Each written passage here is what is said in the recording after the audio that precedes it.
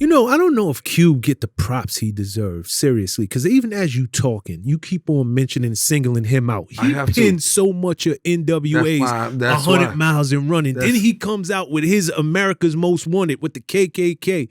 Cube was a different kind of beast back in them days. He was talking the gangster shit, but it wasn't just gangster like gangster on, I'm gonna spin the block and kill my people. Nah. It was like gangster don't fuck with me because this is the type of shit that's going on and this is what we really dealing with out here. But the mindset, I'm still a nigga out here in the hood, don't play with me. Yeah, nah, shout to my man Ice Cube, because I'm gonna tell you, that brother, lyrically, in his perspective and when he was spitting way back then, I don't know that he get the credit he deserve in this thing we call hip hop. People almost forget how dope he really was. I'm telling you right now, that's it. What I've just said is like, sometimes you could be overshadowed by some of the stuff around you. You know what I'm trying to say? Yeah, yeah. You know, like, who's a perfect example that I could use? Ice Cube.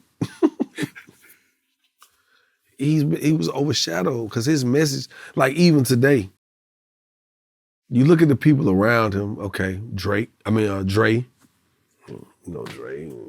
Dr. Dre, we know what he been doing, what he been up to.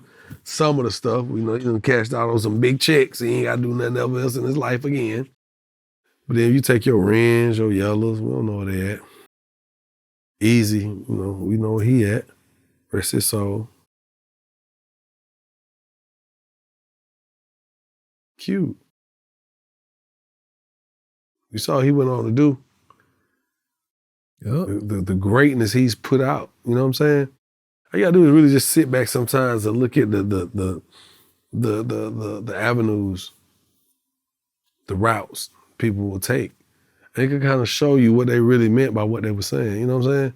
It's like saying, I'm a real man. I could be a real man or I could be a real nigga. You kind of hear the same thing when I say it to some people. If I say it to them, I'm a real nigga. She's like, oh, okay, real nigga, whatever that means, real nigga. Yeah. So I'm a real man. She gonna be like, and what does that mean? You know what I'm saying? Because now she needs for you to define what does it mean. So I feel like Cube was that guy, he was with the gangster shit, but he had his message in there. A lot of people started coming with the gangster, following that approach, following the appeal of it, the glamour of it, and leaving the substance or the message out. That's real. You know how we could be in the hood and somebody be like, bro, it's like, bro, why you go so hard?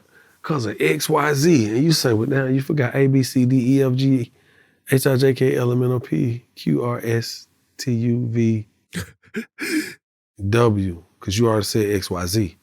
Some people leave all the other shit that we don't work so hard for out.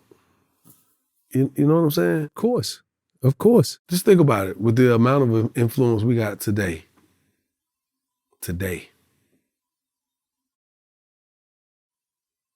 How many eras, how many movements, how many challenges, how many murders, how many wrongful convictions, wrongful deaths, slander cases that we as a people have gone through to reach this point where our voices can be heard.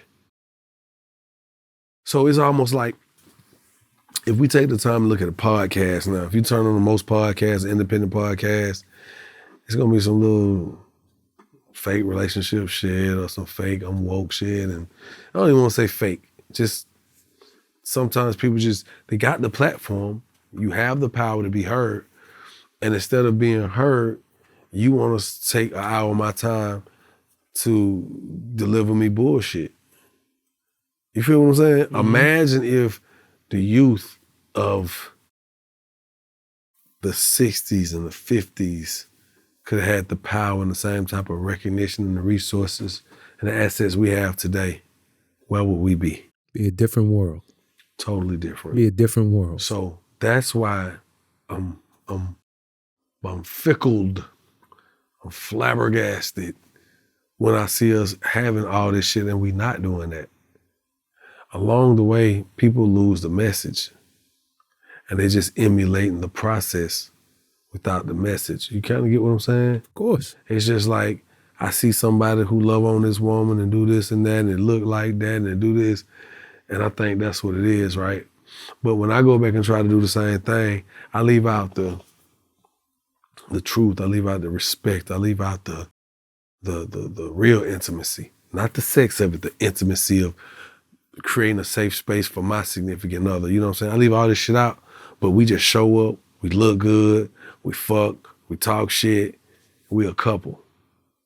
But somewhere along the line, I left out all the significant elements of a relationship, a strong, healthy relationship, the foundation. And that's what has happened. Some of us have lost the foundation, which is the message and the music. You know what I'm saying? Yeah. Like, it's just what it is, bro. It happens. If I whisper something in your ear and you got to whisper it down the line to 50 people, by the time it get down there, it's a whole other message. It's a whole nother message. It's a whole other message. It's lost in translation, and the sharing of the translation changes through generations, through cultural shifts. You kind of get what I'm saying? Of course. Because when certain doors open in the culture, in the way of life, it makes other doors less important. I'm gonna let you have that for a minute. It's like coming into a neighborhood and it's a one way in, one way out. That one way in, one way out is so important until you add other streets to the other neighborhoods and I can get in this way, out that way. Then this one is not as important. You understand what I'm saying? Yeah. Do you understand the correlation? Okay. Because that's how it goes sometimes, man. But